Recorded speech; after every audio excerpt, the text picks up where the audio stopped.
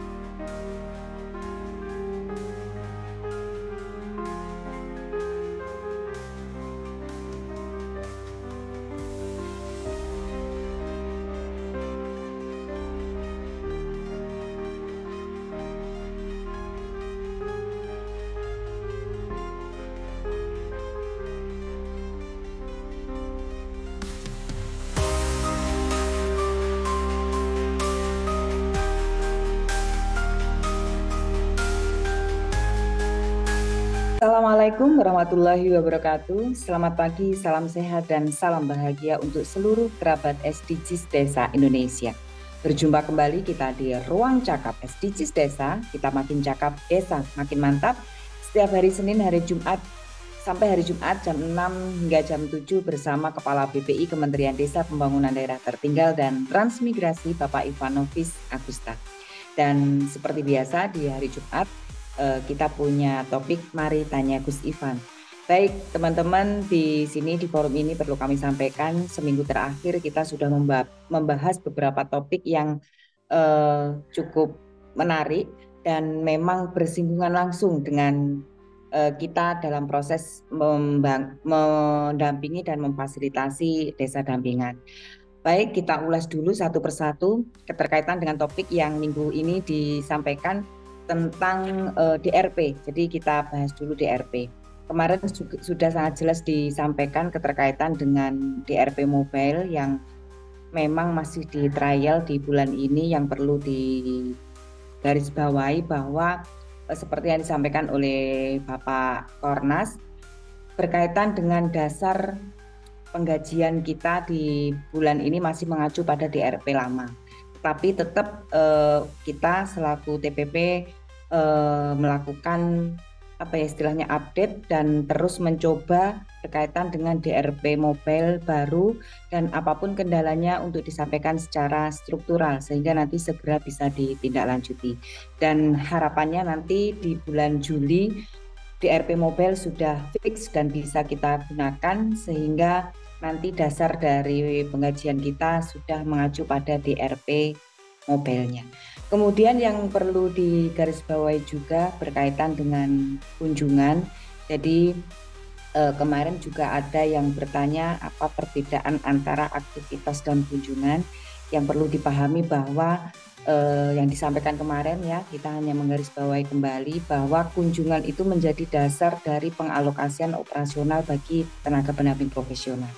Jadi sesuaikan kunjungan sesuai dengan keputusan Menteri Desa sehingga nanti operasional yang diterimakan juga sesuai dengan yang tertera dalam SPK kita.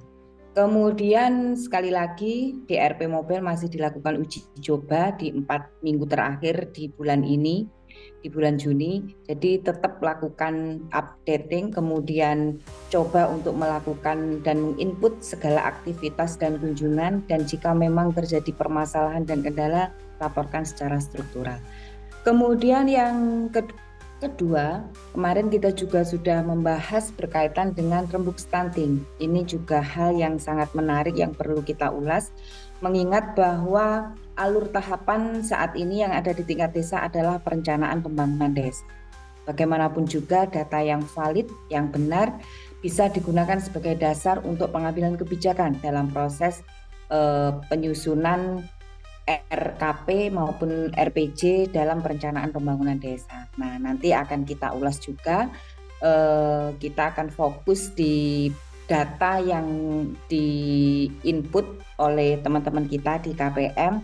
Kemudian outputnya, scorecard-nya kita akan ulas di sini. Bagaimana cara membaca scorecard, kemudian tindak lanjut dalam memahami dari scorecard tersebut. Artinya bahwa nanti akan dibahas di sini juga, mungkin akan disampaikan oleh teman-teman kita yang ada di sini berkaitan dengan scorecard untuk perencanaan pembangunan desa. Kemudian yang ketiga yang perlu kita sampaikan juga khususnya untuk teman-teman pendamping bahwa Monef dana desa harus kita isi. Kemudian ada beberapa hal mungkin kendala yang dihadapi oleh teman-teman ketika menginput Monef dana desa, nanti juga sampaikan juga di forum ini. Kita akan belajar bersama di sini memecah permasalahan secara langsung yang ada di lapangan, kemudian kita bahas di forum ini. Baik teman-teman, kita akan ulas satu persatu. Kita sapa dulu yang ada di sini karena ada hal yang benar-benar menarik. Kemarin ketika Ibu Endah dari Kementerian Desa menyampaikan berkaitan dengan rembuk stunting, ada yang disampaikan oleh beliau berkaitan dengan apa sih sasaran yang berisiko, kemudian sasaran yang tidak berisiko, kemudian ada juga yang kena resiko serta apa yang harus dilakukan dan diurai dalam proses rembuk stunting yang ada di tingkat desa. Baik, kita sapa dulu. Di sini sudah ada Kang Iman ya. Selamat pagi, Kang. Selamat pagi. Assalamualaikum warahmatullahi wabarakatuh. Waalaikumsalam warahmatullahi wabarakatuh. Nah, ini menarik Kang Iman, seminggu terakhir kita sudah membahas berkaitan dengan PPD, Perencanaan Pembangunan Desa, khususnya untuk pelaksanaan rembuk stunting. Salah satu rembuk yang nantinya hasilnya akan dibawa ke forum musyawarah desa untuk bahan penyusunan RKP di tahun 2025 nanti. Baik, menarik juga karena bagaimanapun juga kementerian punya program yang cukup bagus yang nanti hasilnya bisa digunakan sebagai dasar untuk pengambilan keputusan, yaitu EHDW yang nanti ada scorecard-nya setelah diunduh dari aplikasi. Nah, ini Kang Iman menarik, ini mari kita ulas berkaitan dengan ini sehingga nanti bisa digunakan teman-teman sebagai referensi untuk memfasilitasi desa dalam pelaksanaan rembuk stunting. Oke. Terima kasih untuk Mbak Tia dan seluruh para kerabat SDGs Desa.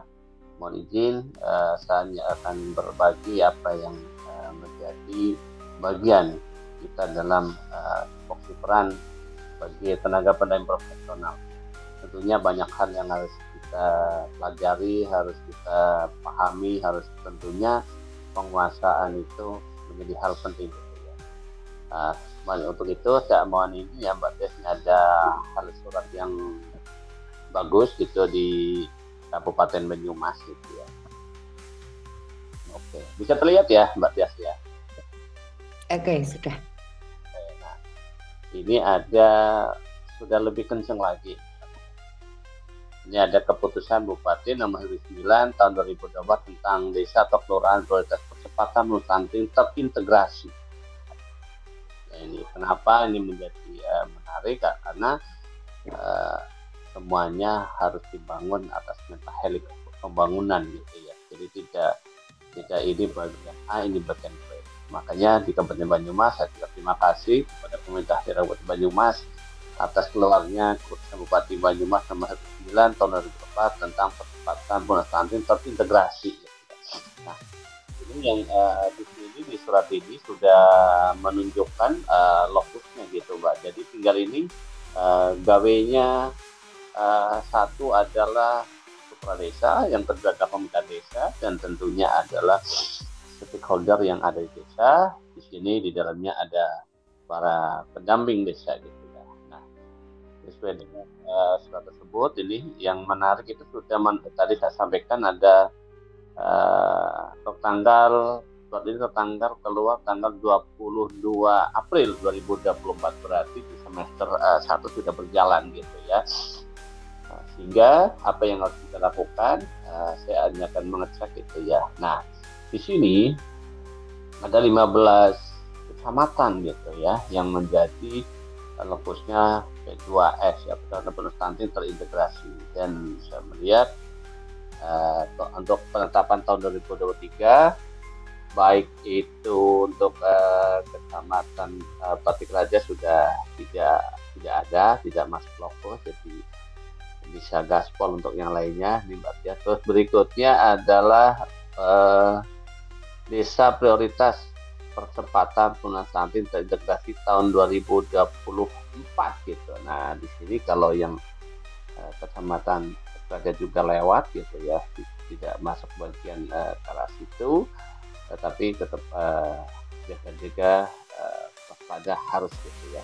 Terus selanjutnya adalah desa dengan indikator ini. Nah, ini berarti kalau sudah masuk ke sini, ini ada sebuah intervensi gitu ya, intervensi sensitif gitu ya. Desa dengan indikator rumah tangga yang mendapatkan akses air minum layak. Ini luar biasa Kabupaten Banyumas dalam proses P2S-nya. Karena apa? Sudah menunjuk lokusnya, apa yang harus dilakukan. Di sini pun sama gitu ya, kecamatan. Berarti tidak ada ini ada 21 itu ya, 21 desa gitu ya. Selanjutnya adalah desa dengan indikator rumah tangga yang mendapatkan akses air limbah domestik. Ini kan kalau di IKL kan kita mengenal adanya mitigasi bencana itu tentang pencemaran. Ini harus coba apakah kemarin gitu ya, ini ya desa-desa ada berapa ini, ada 27 ya, 27 desa, apakah IKL-nya itu mengisinya apakah ada pencemaran atau tidak gitu. Ini kan menjadi sebuah ulasan, sebuah evaluasi gitu, karena ini adalah juga mempengaruhi tingkat untuk stunting sendiri gitu ya. Nah, oke, dari situ saya lanjutkan untuk metode yang tadi disampaikan oleh Mbak Tias. Bisa terlihat ya Mbak ya? Oke, enggak? Oke, sudah kan? Oke.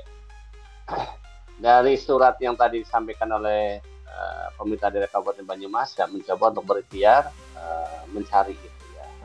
Gimana sih kata data-data tersebut? Ternyata kita punya andil besar gitu ya. Katanya dengan hadirnya seperkat konvergensi stunting gitu ya. Nah, ini adalah seperkatnya gitu. Jadi ini alat kajiannya. Tentunya hasil yang tadi disampaikan oleh nomor surat 19 itu sudah melalui beberapa kajian dan laporan yang terintegrasi sehingga menghasilkan beberapa lokus P2S di Kabupaten Banyumas, baik kecamatan atau tingkat desa, sampai ke intervensi yang sifatnya adalah sensitif, yaitu untuk air bersih dan pengelolaan air limbah. kalau kita cermati bersama, ini ada data yang ada di scorecard corporate stunting gitu. Scorecard corporate stunting adalah alat yang digunakan untuk memantau gitu ya, memantau. Ya. Dan ketika ini kan alatnya untuk memantau dan evaluasi upaya pencegahan dan penanganan stunting di tingkat desa. Nah, data apa sih yang ada di scorecard gitu ya? Ini kan juga saya hanya mengulas gitu ya. Kita mohon izin para mentor-mentor saya, mungkin nanti ada kekurangan, mohon untuk disempurnakan. Kalau ada yang salah, tinggal diberikan solusi. Data yang biasanya ada dalam scorecard ini meliputi satu, indikator kesehatan. Yang kedua, intervensi kesehatan. Tiga adalah akses terhadap air bersih dan sanitasi, kepatuhan terhadap praktek kesehatan, faktor sosial, ekonomi, dan terakhir adalah program dan kegiatan desa. Tadi seperti hanya yang di surat Bupati Banyumas nomor 19, ada akses terhadap air bersih dan sanitasi ini sudah mengena perhatian. Nah, selanjutnya, ayo kita bareng-bareng memulai ini, maka kita ada persiapan ya, kita harus happy lah ya menghadapi suatu masalah, sesuatu data, pokoknya enjoy lah. Kita punya keberkahan ilmu ya, kita harus bisa mengangkat diri gitu. Nah, kita bicara yang pertama, rekan-rekan kerabat desa, ada indikator kesehatan. Indikator kesehatan yang ada di scorecard itu apa sih? Apa aja ya? Satu, prevalensi stunting pada anak di bawah 5 tahun gitu ya. Ya, yang 0 sampai 59 gitu ya bulan. Dua, status gizi ibu hamil. Misalnya anemia, kena apa enggak gitu kan. Status gizi bayi dan balita. Misalnya berat badan dan tinggi badan, TB sama BB gitu kan. Ini yang kayaknya kadang-kadang ditarik yang lebih sederhana, nanti standar atau tidak standar gitu kan. Intervensi kesehatan di dalamnya itu mencakup imunisasi dasar lengkap. Nah, itu kan ada kan pertanyaan-pertanyaan yang di IHDW itu kan. Itu udah dapetin imunisasi dasar belum ya gitu kan. Yang kedua, pemberian makanan tambahan untuk ibu hamil dan balita. Nah, berupa asupan itu ya. Pemberian suplemen zat besi untuk ibu hamil ya. Tablet tambah darah itu ya, TTD. Berikutnya adalah cakupan layanan kesehatan ibu dan anak, KNC sampai NC gitu ya. Akses terhadap air bersih dan sanitasi ya. Itu persentase rumah tangga yang memiliki akses ke air bersih. Nah, ini masih ingat itu kemarin terkait dengan di fasilitas dasar di IDM gitu ya. Jumlah rumahnya berapa? Satu desa, terus yang sudah terakses air bersih itu berapa. Ini jangan sampai anomali ya. Biasanya yang hafal bener itu Mas Henry gitu. Terus yang kedua adalah persentase rumah tangga yang memiliki akses ke sanitasi layak. Terus kepatuhan terhadap praktek kesehatan, penerapan asa eksklusif. Nah, ini juga bagian yang dipantau gitu kan, dipantau di dalam hasil yaitu di scorecard. Gitu. Terus praktek pemberian makanan pendamping, apa itu MTAS gitu ya. Terus pendamping ASI yang benar ya, praktek pemberian makanan pendamping ASI yang benar. Saya masih ingat tuh Mas Agus itu ya kan. Ada nggak desa sudah melakukan ini gitu? Ada ya. Terus selanjutnya adalah faktor sosial ekonomi. Tingkat pendidikan ibu ternyata ini berpengaruh sekali. Tingkat kemiskinan keluarga, kita ingat itu kan ada data P3KE gitu kan. Dalam rangka kita memfilter siapa penerima manfaat dari BLT dana desa. Program dan kegiatan desa. Ini yang menjadi tupoksi yang sangat gitu ya, bagi bagaimana pemerintah itu atau negara hadir di tengah-tengah kebutuhan masyarakat, yaitu di bidang kesehatan dalam upaya untuk percepatan dan penurunan stunting, yaitu jumlah dan jenis program kegiatan yang dilakukan desa terkait pencegahan dan penanganan stunting. Jadi di Kabupaten Banyumas adalah ada dua hal yang disoroti, yaitu tentang air limbah sama air bersih. Nah, ini kan otomatis harus didorong di desa-desa tadi yang disebutkan. Semoga nanti rekan-rekan saya, para pendamping di tingkat desa ataupun di kecamatan, dan juga para mentor yang ada di tingkat kabupaten akan sama-sama bergerak untuk mencapai lupus. Yang kedua adalah partisipasi masyarakat dalam program atau kegiatan tersebut. Nah, ini kan perlu adanya partisipasi dari masyarakat, karena ini bagian dari pentahelix adalah keikutsertaan masyarakat dalam proses-proses perencanaan sampai dengan pelaksanaan pembangunan. Ini adalah sekedar contoh Mbak Tias, metrik kegiatan desa. Karena kan ini karena terkait ini bentar lagi kan mau penyusunan gitu ya, penyusunan RKPD sampai dengan budgeting. Nah, ini rekan-rekan kita semua, khususnya para pendamping, seperti hanya kemarin waktu saya turun di sebuah desa Sawangan Wetan, Kecamatan Wati Raja, ya saya datang memperkenalkan diri, saya ingin menggali gitu apa sih yang dibutuhkan gitu ya oleh desa. Saya tarik dalam sebuah data, saya ngambil ada data kecamatan, tapi di sana aksesnya sudah bagus itu ya, ada apotek gitu ya, terus yang lainnya juga udah memenuhi lah ya fasilitas dasar jalan gitu ya, mitigasi sudah ada. Nah, ini adalah contoh metriknya dan rencana lanjut mengenai desa. Contoh indikator tadi ya, prevalensi stunting, data terkini berapa gitu kan. Kalau kemarin saya mendapatkan pembelajaran dari beliau mentor saya di tingkat KPW, katanya kegiatan LMS gitu ya, itu harus ada IKU, indikator kerja utama gitu. Ya sama dengan desa. Yuk kita bawa pemerintah desa, stakeholder yang dari desa ke hal-hal yang ya kalau bilang itu agak-agak dinaikin gitu ya. Makanya kenapa kita hadir gitu ya, kan untuk menaikkan grade-grade tersebut. Contoh pengetahuan, ternyata desa itu setiap tahun dia harus punya target gitu. Nah, di sini misalnya adalah prevalensi stunting, data terkini 30%, target tahun depan naik itu berarti 25% gitu ya. Tindak lanjut pemerintah desanya yaitu apa? Melakukan penyuluhan gizi dan kesehatan ibu dan anak. Nah, kan dana desa untuk earmarknya stunting kan nggak ada persentase ya Mbak Dias ya. Nah, inilah kita harus piawai kalau orang milenial sekarang masa kegiatannya gitu-gitu wae gitu kan. Nah, karena apa? Karena ada keterbatasan pemahaman ataupun apa sih yang harus kita sandingkan gitu ya. Kita sandingkan sebagai pendamping gitu ya. Kan tugas daripada contoh di PDT kecamatan itu kan dalam pendampingan dalam perencanaan pembangunan gitu ya. Nanti di atasnya para mentor itu menganalisa gitu ya. Apa sih yang terjadi dalam satu kabupaten? Analisanya mulai diterobos-terobosin dong. Contohnya ya tadi keluarlah SK Keputusan Bupati nomor 19. Ini pasti ada sebuah analisis kenapa harus keluar seperti itu sampai ke data lokusnya gitu. Nah, terus kalau kita di tingkat desa gitu ya, kecamatan ataupun di PLD, maka program kegiatannya adalah penyuluhan gizi, kampanye ASI eksklusif gitu.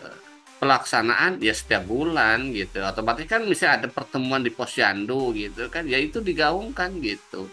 Tidak harus ya sekali-kali lah mungkin desa pingin memanfaatkan dana desa. Gimana kalau misalnya seluruh kader posyandu gitu ya, ataupun pelaku-pelaku kader kesehatan dikumpulin gitu ya, untuk mengetahui tentang program atau kegiatan penyuluhan gizi kampanye ASI eksklusif gitu.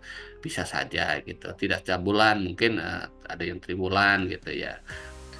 Terus status gizi ibu hamil 20% anemia, ini menjadi targetnya harus 10% yang kena anemia gitu.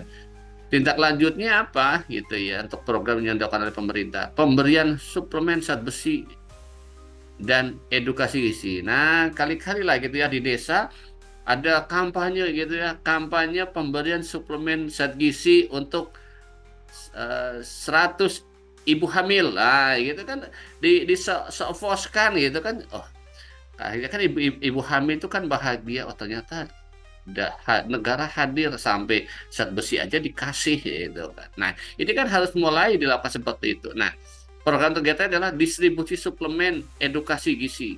Nah, mungkin pelaksanaannya bisa setiap 3 bulan gitu ya. Nanti kita berkolaborasi dengan beliau-beliau yang ahli di dalam bidang kesehatan, yaitu tentunya ada ahli gizi, bidang desa gitu ya. Nah, berikutnya adalah yang ketiga, cakupan imunisasi dasar. Nah, berapa sih yang udah dapat imunisasi dasar gitu ya. Nah, mungkin datanya 80% gitu cakupannya. Sekarang kita naikkan jadi 95% ya.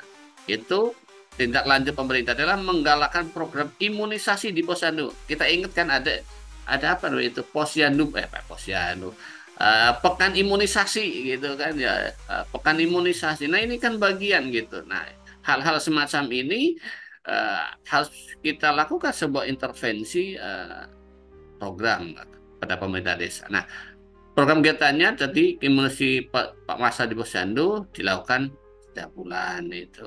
Nah, terus akses ke air bersih. Nah, yang tadi disampaikan di surat nomor 19. Nah, akses air bersihnya mungkin data terkini 70%. Nah, targetnya adalah 85%, yaitu programnya apa? Pembangunan dan perbaikan sarana air bersih. Nah, harus jelas gitu ya. Akses ke air bersih, tetapi kegiatannya misal gitu ya, tidak mencerminkan pembangunan dan perbaikan sarana air bersih gitu.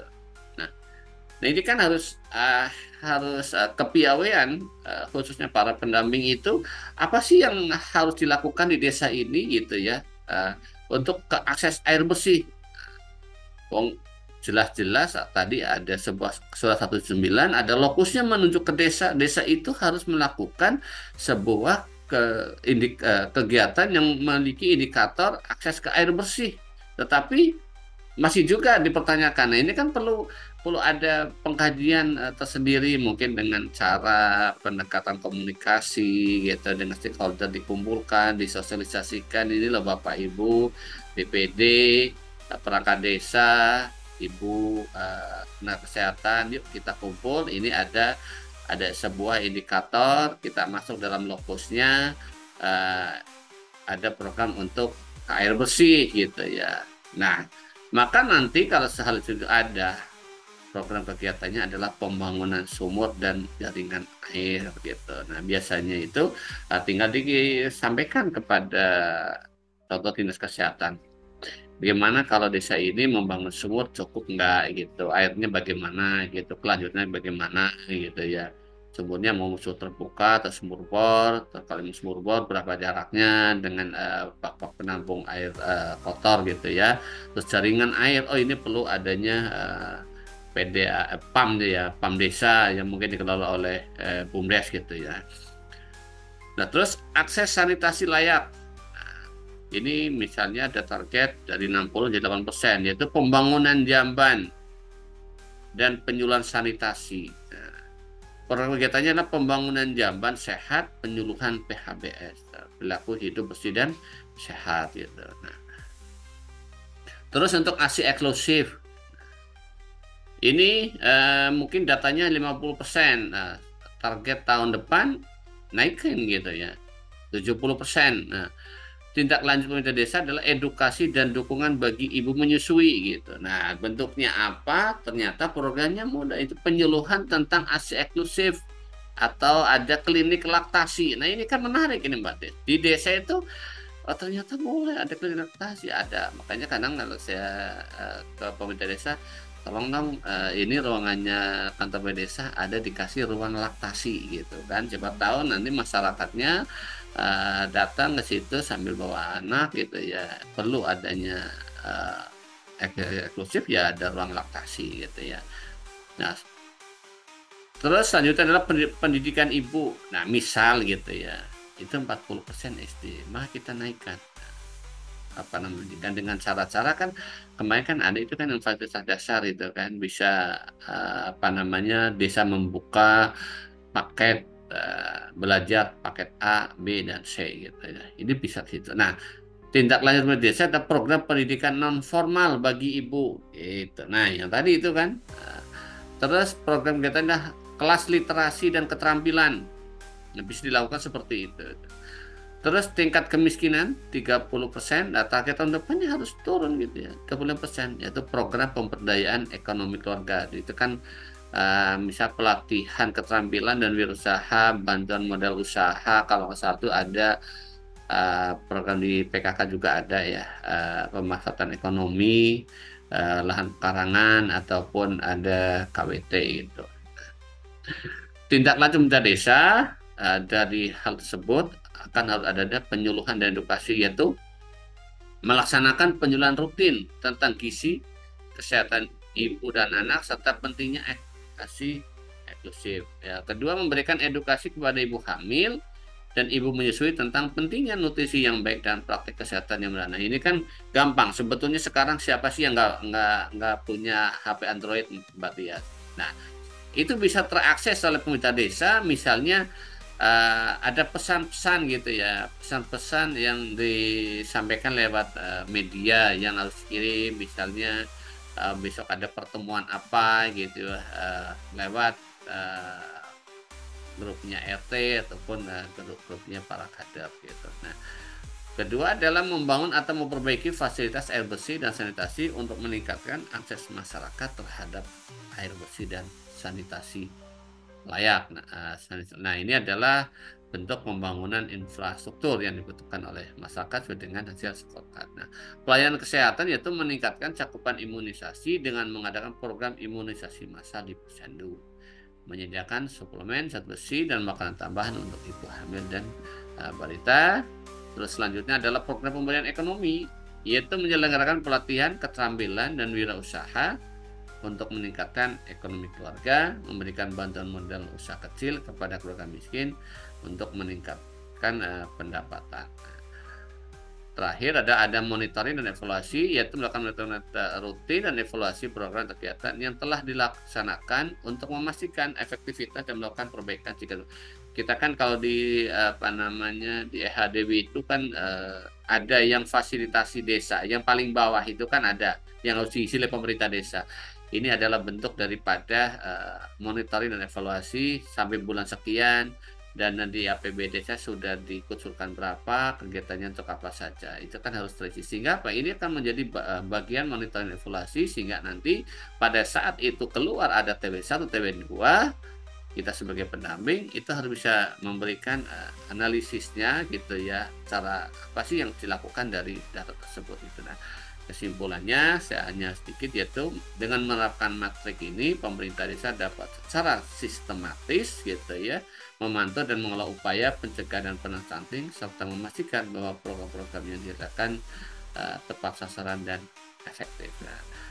Nah, ini adalah tadi sebutan oleh Mbak Tias, data sasaran kita ngambil khususnya adalah data dari P3KE gitu ya. Nah, P3KE itu kita udah hafal ya, apa aja sih yang harus dilakukan gitu ya.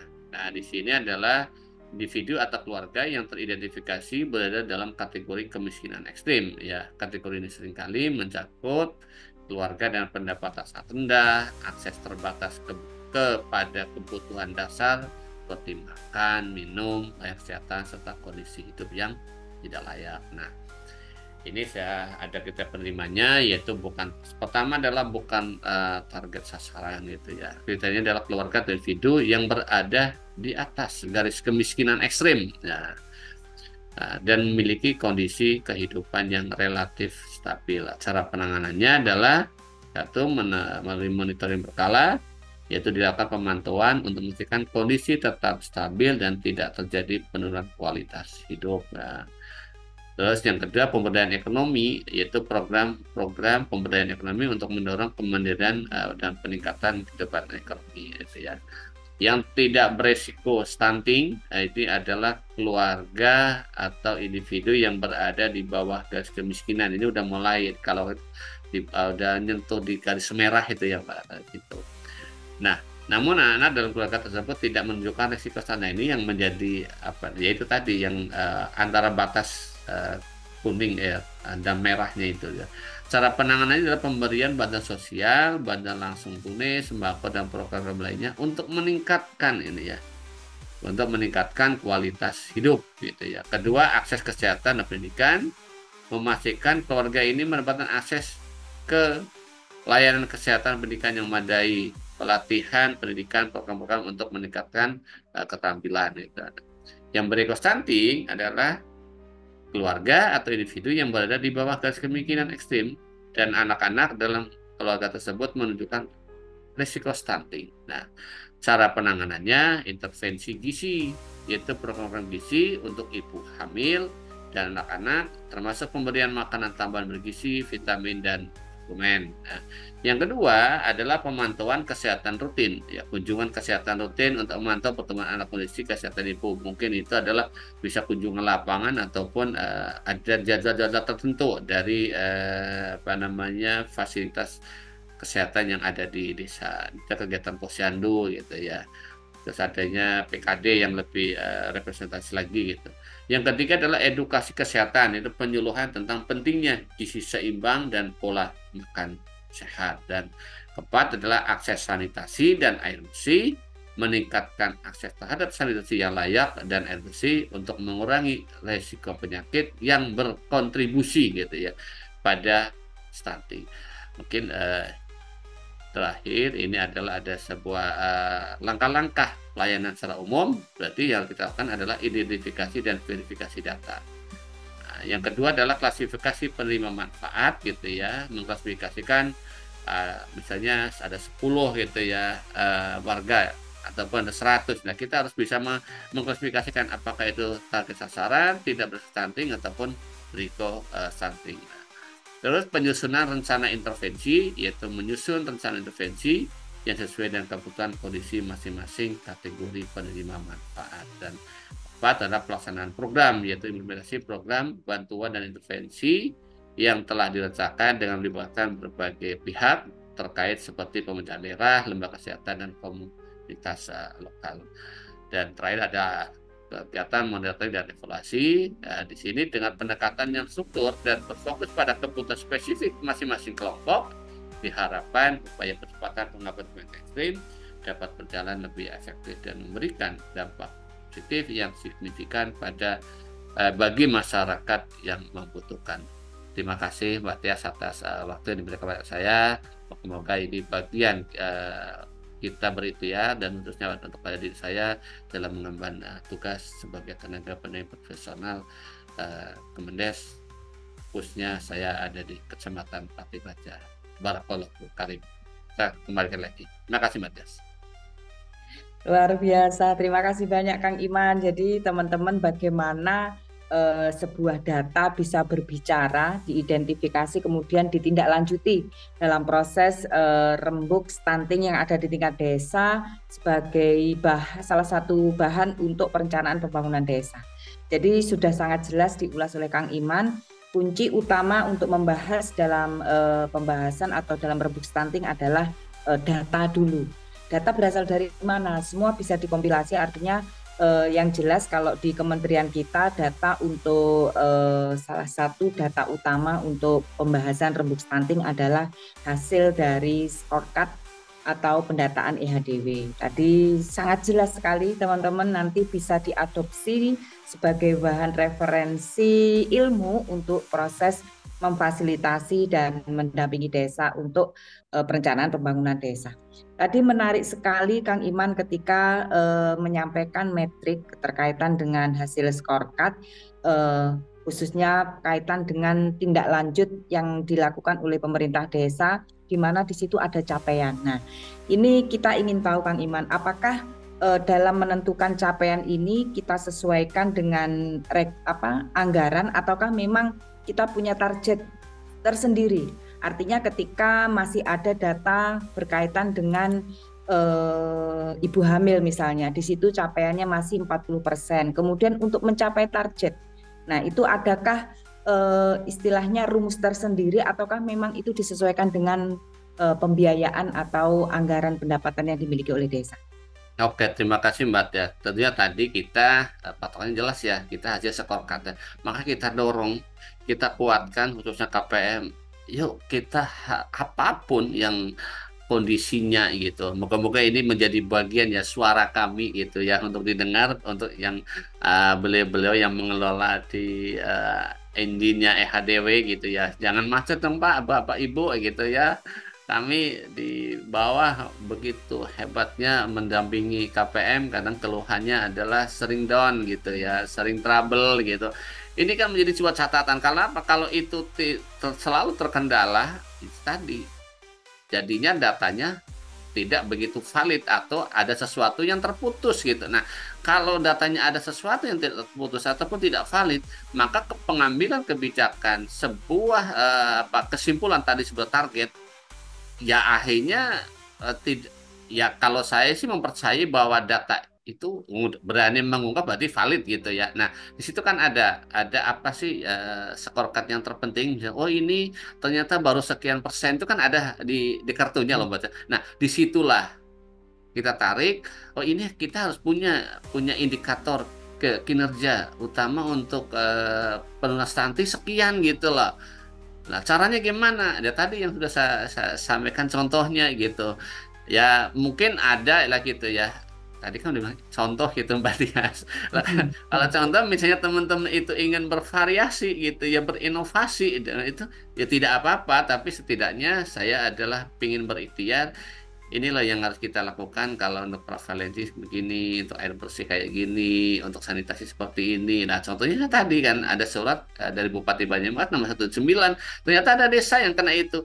Maka yang harus dikuatkan data sanitasi itu contoh gitu ya, air bersih. Sebetulnya warganya itu yang menggunakan air bersih itu berapa? Nah, kita tarik lagi, kita punya IDM. Nah, IDM yang kemarin itu gimana gitu? Kalau orang banyak Moni ora ya gitu kan, bunyi enggak ya gitu.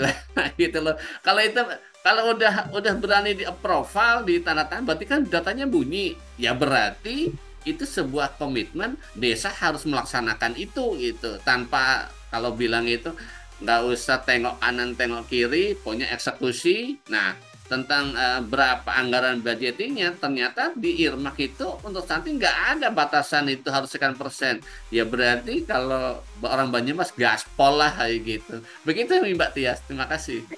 Oh iya, luar biasa ini Kang. Jadi benar karena memang tidak ada persentase untuk penanganan dan pencegahan stunting dalam Irmak, maka dari data itu kita bisa apa istilahnya, desa bisa mengimprovisasi atau mengolah. Jadi maksimalkan penanganan dan pencegahan stunting berdasarkan data karena tidak ada persentase seperti yang ketahanan pangan. Jadi ini keren sekali Kang Iman, terima kasih banyak. Nanti ini teman-teman minta materinya, nanti Kang Iman bisa menyampaikan bisa di meeting chat ataupun nanti di grup WA. Terima kasih banyak Kang Iman, keren sekali. Nanti kalau banyak yang japri dijawab ya Kang. Baik, luar biasa. Ini menarik Kang. Jadi sebelum kita geser ke yang lain, bukan hanya hasil scorecard-nya EHDW yang digunakan sebagai dasar perencanaan pembangunan. Untuk pendataan SDGs pun nanti dari dashboard juga akan muncul rekomendasi. Kalau kita bisa memilah dan memilih seperti apa yang disampaikan oleh Kang Iman, maka perencanaan pembangunan desa akan sesuai dengan kebutuhannya. Artinya apa yang direncanakan itu adalah sesuai dengan data yang ada. Baik, nanti akan kita ulas keterkaitan dengan rekomendasi SDGs di minggu depan. Kita fokus di sini. Kaitan dengan data yang tadi sudah diurai dengan cukup jelas oleh Kang Iman, itu semua bersumber dari sebuah aplikasi yang bisa diakses dengan mudah. Artinya ketika aplikasi siap untuk digunakan dan hasilnya juga bisa diunduh kemudian sebagai dasar untuk proses rembuk stunting, maka itu yang kita harapkan. Tetapi pada kenyataannya sampai saat ini masih banyak kendala yang dihadapi oleh teman-teman KPM khususnya dalam mengakses aplikasi EHDW, sehingga scorecard yang diharapkan sesuai dengan data real yang ada di lapangan itu belum maksimal didapatkan.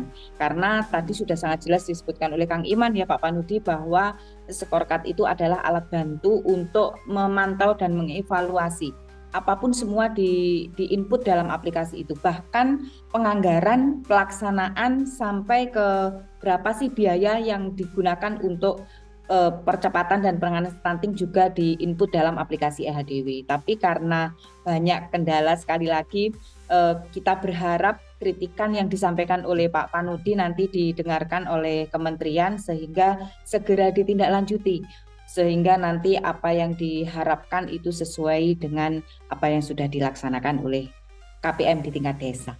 Baik, menarik ini Pak Panudi. Sekali lagi kalau kita mensandingkan data, kalau kita mengacu pada tujuan pembangunan berkelanjutan SDGs, pencapaiannya penanganan stunting khususnya dan pencegahan itu masuk juga dalam SDGs. Ada 6 SDGs yang berkaitan dengan pencegahan dan penanganan rembuk stunting. Jadi teman-teman kalau melihat secara jeli dan memahami terkait dengan tujuan percepatan pencapaian tujuan pembangunan berkelanjutan, ada SDGs 1 sampai SDGs 6 yang merupakan apa istilahnya salah satu percepatan juga untuk penanganan stunting. Jadi kalau nanti ini semua aplikasi bisa digunakan sebagai dasar pengambilan kebijakan, nanti antara hasil capaian dari rekomendasi dashboard SDGs di SDGs 1 sampai SDGs 6 nanti disandingkan dengan scorecard yang sudah disampaikan oleh Kang Iman, maka akan menghasilkan sebuah apa istilahnya perencanaan pembangunan yang memang benar-benar sesuai dengan yang diharapkan. Jadi harapan ke depan kita menyampaikan di forum ini, mohon maaf karena Pak Ivanovis ternyata juga belum bisa bergabung. Harapan kita semua aplikasi yang dimiliki oleh kementerian nantinya bisa diakses dengan mudah dan bisa menghasilkan data yang memang benar-benar yang diharapkan dan sebagai dasar untuk pengambilan kebijakan. Seperti itu harapan kita. Baik, sebelum kita tutup mungkin ada dari teman-teman yang ingin menyampaikan, bisa langsung raise hand, kita beri kesempatan satu untuk menyampaikan di forum ini berkaitan dengan dinamika seperti topik yang kita bahas di pagi ini, yaitu proses perencanaan pembangunan desa khususnya untuk memfasilitasi dan menampilkan pendataan semua yang berbasis aplikasi itu perlu sinergi, baik dari yang mengampu keterkaitan dengan aplikasi tersebut maupun desa, di mana desa adalah yang melaksanakan aplikasi tersebut. Tanpa ada sinergi keduanya, maka mungkin apa yang ingin dicapai oleh program sulit untuk tercapai. Seperti yang disampaikan oleh Pak BPD tadi, bahwa aplikasinya siap, tapi yang mengoperasikan tidak. Biayanya siap, tapi tidak ada yang mengoperasikan. Nah, ini adalah sebuah lingkaran yang memang benar-benar harus harus gandeng, harus klik. Jadi ada beberapa KPM yang punya semangat 45 untuk mengupdate aplikasi ini eHDW, tapi kadang juga terkendala dengan aplikasinya. Ada pembiayaan, ada pelaku, tapi ketika mengakses aplikasi juga sulit. Nah, ini memang sebuah sebuah sistem yang memang harus semuanya saling mendukung dan semuanya saling mengisi. Mungkin itu yang bisa disampaikan. Nanti ke depannya semoga semua aplikasi yang dimiliki oleh kementerian seperti harapan Pak Panudi tadi semua bisa diakses dengan mudah dan hasilnya nanti bisa digunakan sebagai dasar untuk perencanaan pembangunan desa. Itu harapan kita semua. Dan selamat ya Bapak BPD, IDM-nya menjadi statusnya maju. Masih tetap maju atau memang ada perkembangan dari berkembang menjadi maju? Masih tetap Mbak Tias. Masih tetap. Nah, nanti kan bisa dilihat ya dari hasil pendataannya IKS, IKE, dan IKL-nya mana yang bisa diungkit sehingga nanti bisa dimasukkan dalam perencanaan pembangunan, didanai, dan semoga di tahun 2025 nanti status desanya menjadi desa yang mandiri. Betul. Makanya kemarin waktu berita acara disodorkan, saya suruh paparkan dulu apa yang menjadi penyebab. Nah, di situ kan seperti yang saya lihat kemarin Kang Iman kalau nggak salah ada yang merah-merah itu. Nah, itu rekomendasi nanti apa yang harus dilakukan oleh desa tahun 2025. Nah, itu sudah ada sama saya. Nanti pada saat Musdes perencanaan ini yang kami dorong Mbak Tias. Terima kasih. Contohnya yang ini ya Pak ya, yang saya kirimkan ke Pak Ridwan contoh ya, ini kan bagian bagaimana dengan keterbatasan yang kita miliki untuk mencoba lah ya, untuk membaca apa sih tindak lanjutnya hasil indeks desa jika desanya harusnya maju gitu kan. Ya untuk pertanyaan pembangunan kan saya ngambilnya adalah Permendes 21 tahun 2020 gitu ya. Nah, di sini adalah penetapan desanya desa maju ya. Desa secara resmi dinyatakan oleh desa maju ya, menurut Kemendes gitu kan. Nanti kan tanggal 10 Juli ya Pak ya. Iya, iya. Ya, itu secara nasional gitu ya. Terus pengumuman status desa kepada masyarakat luas. Makanya forumnya adalah dengan Musdes gitu kan. Nah, kan apa ya penting itu kan biar masyarakat juga, oh desa saya maju, oh desa saya mandiri, apa sih yang dilakukan? Nah, kalau hanya berpikir per parsial per kamar, oh ini kamarnya BPD, kalau BPD nggak ketemu Pak. Tapi kalau ada sebuah musyawarah desa gitu, masyarakat juga tahu, oh desanya, yo ternyata kurangnya ini yang harus kita lakukan di tahun 2025 gitu kan. Nah, kalau jadi semua ke RPJM ya bisa sana. Yang kedua adalah yang dilakukan kedua adalah penguatan kapasitas desa, yaitu meningkatkan kualitas sumber daya manusia melalui pelatihan, bimbingan teknis dan pendampingan. Nah, makanya yang selama ini saya lakuin gitu adalah kalau ada sebuah regulasi ataupun ada program dari pemerintah khususnya Kementerian Desa, maka yang harus saya lakukan biasanya adalah saya menyusun gitu, mengumpulkan beberapa literasi yang bisa mendorong ke arah itu gitu ya, sehingga dibuatlah contohnya misalnya presentasi atau apa gitu ya, sehingga desa itu mudah mencerna gitu kan. Nah, sehingga dari situ kita lakukan minta Pak Kades ada sosialisasi lah pesertanya ini gitu.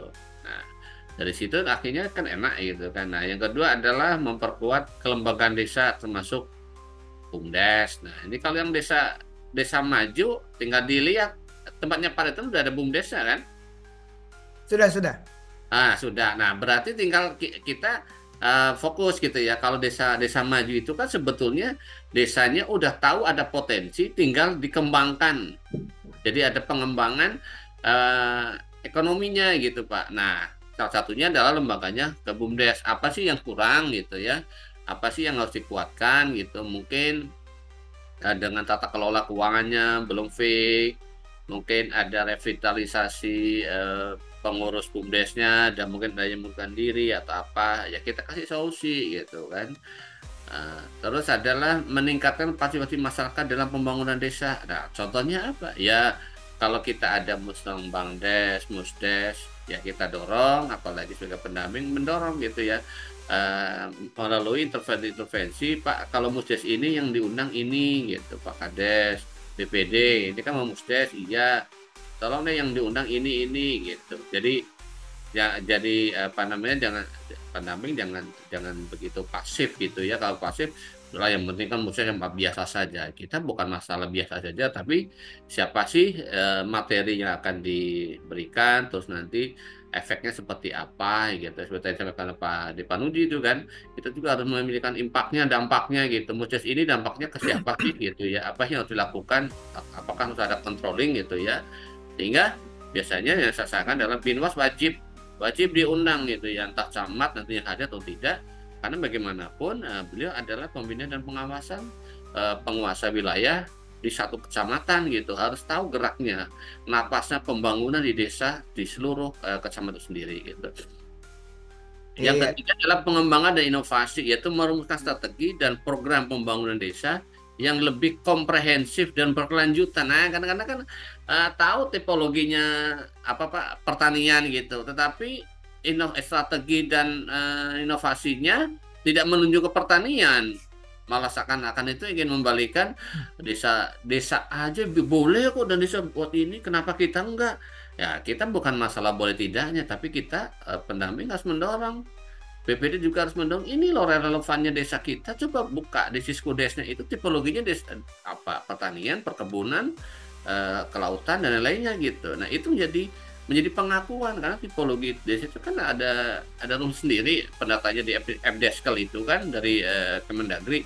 Nah kita ya harus ngeliat ke sana gitu kan. Terus memperkuat udah, terus berikutnya dari pengembangan inovasi adalah mengembangkan potensi desa secara optimal, termasuk sumber daya alam, ekonomi, dan sosial budaya. Seperti kemarin Pak, saya kunjungan lapangan Desa Sawangan Wetan, itu desa berbatasan dengan hutan desa, itu ada kita 200 hektar gitu. Saya tanya ini potensinya apa, kan saya orang baru sih Pak, itu kan saya harus butuh data di lapangan juga gitu. Oh, desanya sekian hektar hutan gitu. Oke, terus ada lagi nggak, terus pinginnya gimana?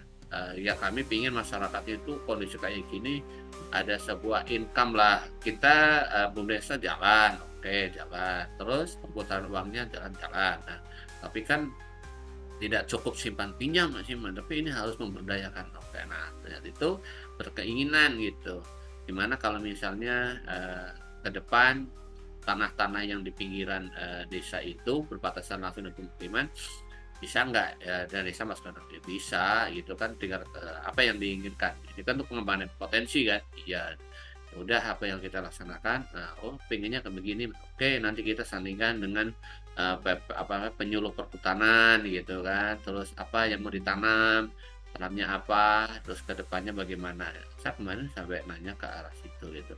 Terus adalah tiga adalah melakukan inovasi dan penyelenggaraan pemerintah desa dan pelayanan publik gitu. Nah sekarang zamannya smartphone gitu ya, harus menuju ke smart people gitu kan. Nah, masa ya sekarang udah apa-apa Android gitu ya, laporan harus speknya sekian, ya otomatis di dalam pelayanan kita udah mulai ke SPBE gitu ya, berbasis apa namanya elektronik gitu ya, pelan-pelan gitu ya, mungkin pelayanan dengan cara ada informasi lah lewatnya website atau dan lainnya.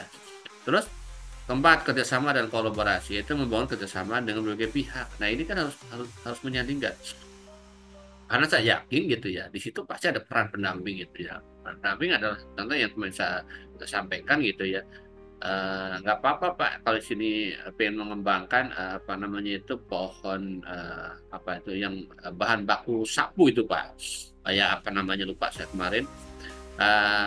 Nggak apa-apa, nanti kita kembangkan, nanti saya akan mencarikan jejaring gimana agar produknya ini tidak numpuk gitu ya, karena kemarin udah pernah dicoba di sebelum zamannya COVID pernah itu ternyata mentok pada saat pemasaran, ini gimana gitu numpuk barang. Oke lah, nah, kita kan punya media gitu kan, nah, medianya kita aktifin, ada website, ada IG gitu ya, ada Facebook gitu, ada TikTok gitu. Nah, nanti tinggal nanti biasanya di tingkat kabupaten ada gelar expo gitu. Nanti mungkin ada dukungan dari OPD, dari dinas ini dari sini ya. Kemarin saya udah mulai memetakan ke arah situ gitu ya. Terus adalah berbagai pengalaman dan praktik terbaik dengan desa lain. Nah ini yang ada, nah kan kemarin juga berkeinginan, Mas misalnya saya ke sini desa ini di mana, desa Karangreja, orang mana, Cilacap atau Purbalingga Mas. Oke, nah ini kan pengen langsung melihat prosesnya pembuatan sapu itu kayak apa prosesnya, sehingga produknya yang memenuhi standar seperti apa. Ini kan kita harus kesempatan, karena desa itu pasti ada sebuah keinginan gitu ya, masyarakatnya di desa itu adalah lebih sejahtera gitu. Nah, yang berikutnya ada berpartisipasi aktif dalam jaringan desa maju gitu. Kadang-kadang grup ikut grup ya, namanya PA grup, ataupun misalnya ada kegiatan seminar, kegiatan apa ya, itu haknya desa untuk mengikut kegiatan itu ya kita dorong gitu kan. Terakhir adalah adanya apa namanya monitoring dan evaluasi, yaitu melakukan monitoring dan evaluasi terhadap pelaksanaan pembangunan desa secara berkala. Kita sebagai pendamping kita lakukan monitoring gitu ya. Nah nanti pada saatnya biasanya Binwas itu melakukan monitoring dan evaluasi. Nah sebelum ke sana tentunya mereka punya apa sih yang harus dimonitor, apa yang harus dievaluasi, sehingga akan memberikan apa namanya feedbacknya, bisa akan menindaklanjuti hal tersebut. Paling sih seperti itu ya, Mbak Ridwan. Nanti tinggal dikolaborasikan lah ya gitu. Makasih Pak Tuan. Iya Kang Imang. Artinya inilah kesyukuran saya ikut bergabung di Ruang Cakap SDGs Desa. Biasa ini, terima kasih banyak Bapak PPD. Jadi semua berperan dan di mana masing-masing peran ini saling mengisi dan bisa mencapai tujuan program dengan baik. Terima kasih banyak semuanya dan tak terasa kita sudah berada di penghujung acara. Sekali lagi seperti kami menyampaikan teman-teman di forum ini bahwa pelaksanaan pencegahan stunting di tingkat desa, kita mulai dari tingkat desa dulu, memang perlu dilakukan secara konvergen. Artinya ya menyeluruh dan semua dilibatkan baik dari kelompok sasaran prioritas maupun dari seluruh unsur masyarakat semua dilibatkan untuk mendapatkan layanan. Baik, terima kasih banyak sudah bergabung bersama kami. Kita harapkan nanti di minggu depan, karena memang alur tahapan di tingkat desa adalah perencanaan, kita berharap teman-teman yang ada di forum ini nanti menyampaikan bagaimana kita menyandingkan data hasil pendataan IHDW dan SDGs desa untuk sebuah pencapaian khususnya untuk penanganan dan pencegahan stunting yang terintegrasi. Terima kasih banyak sudah bergabung bersama kami. Kami dari tim Ruang Cakap SDGs Desa ingin menyampaikan bagi desa-desa yang sudah menang lomba SDGs, ada 2 desa dari Jawa Timur dan 1 desa dari Jawa Barat. Kami menyampaikan selamat, semoga nanti bisa hadir di ruang ini, di Ruang Cakap SDGs dan memberikan referensi ilmu sehingga mencapai capaian untuk menang di lomba SDGs Desa tahun ini. Selamat sekali lagi dan terima kasih banyak Pak Panudi, Kang Iman, terima kasih teman-teman yang sudah ada di forum ini, Cak Itong yang ada di balik layar, terima kasih banyak juga. Semoga ilmu di hari ini bermanfaat dan menambah referensi ilmu kita untuk memfasilitasi dan mendampingi desa. Terima kasih, salam sehat dan salam bahagia untuk seluruh kerabat SDGs Desa. Ikuti kami di minggu depan setiap hari Senin sampai hari Jumat jam 6 sampai jam 7 waktu Indonesia Barat di Ruang Cakap SDGs Desa. Kita pagi cakap desa makin mantap. Wassalamualaikum warahmatullahi wabarakatuh.